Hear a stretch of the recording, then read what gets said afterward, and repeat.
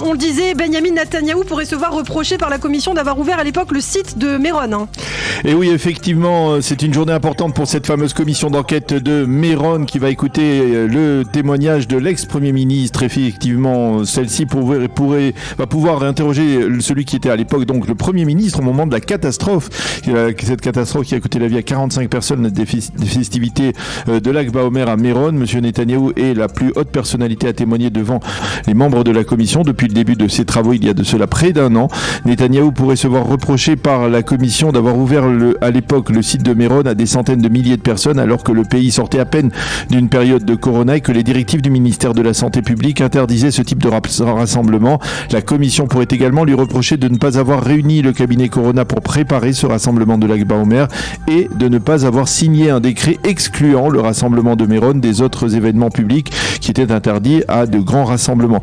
Elle pourrait également interroger l'ancien Premier ministre sur une affirmation d'un des conseillers de l'ex-ministre de l'Intérieur Aryeh Deri, leader du parti Shas, selon laquelle c'est Netanyahou qui aurait exercé des pressions sur l'échelon professionnel, à savoir la police et les organisateurs, afin de satisfaire ainsi les sollicitations des partis orthodoxes et partenaires politiques les plus loyaux.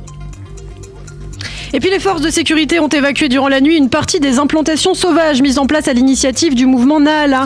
Oui, ce mouvement nationaliste s'est fixé pour objectif de construire un maximum de points de peuplement en une seule et même journée. Hier, des milliers de manifestants de Judée et de Samarie équipés de tentes ainsi que des sympathisants se sont rassemblés en plusieurs points de Judée et de Samarie, en particulier à Kiryat Arba près de Hebron. Mais dans la nuit, les gardes frontières déployés massivement ont commencé à faire évacuer les lieux.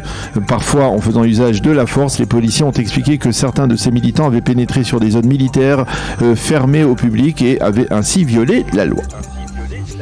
La censure militaire a autorisé la diffusion d'une information selon laquelle Tsahal aurait utilisé des drones à des fins offensives. Oui, sur le fond, ce n'est pas une véritable révélation, puisqu'à de multiples reprises, et selon des sources étrangères, l'armée israélienne avait fait usage de ces drones offensifs, en particulier pour neutraliser des menaces iraniennes ou pro-iraniennes diverses. Il faut souligner que cela fait plusieurs années que la censure militaire interdit la diffusion de la moindre information à propos de ces drones offensifs.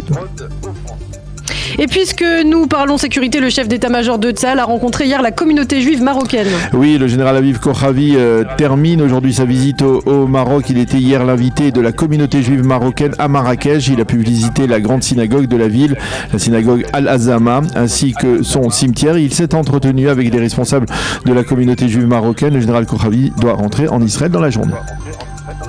Et puis l'ambassadeur des États-Unis en Israël est satisfait, lui, par la visite du président américain en Israël et en Arabie Saoudite. Oui, Tom Knights a déclaré hier dans une interview à la chaîne de télévision 12 que la visite de Joe Biden en Israël et en Arabie Saoudite était réussie et significative et qu'elle s'est déroulée comme les Américains l'avaient prévu. L'ambassadeur a souligné qu'il savait que le processus de normalisation entre l'Arabie Saoudite et Israël allait être lent et mesuré, mais nous prenons clairement cette direction, a déclaré l'ambassadeur, visiblement très satisfait.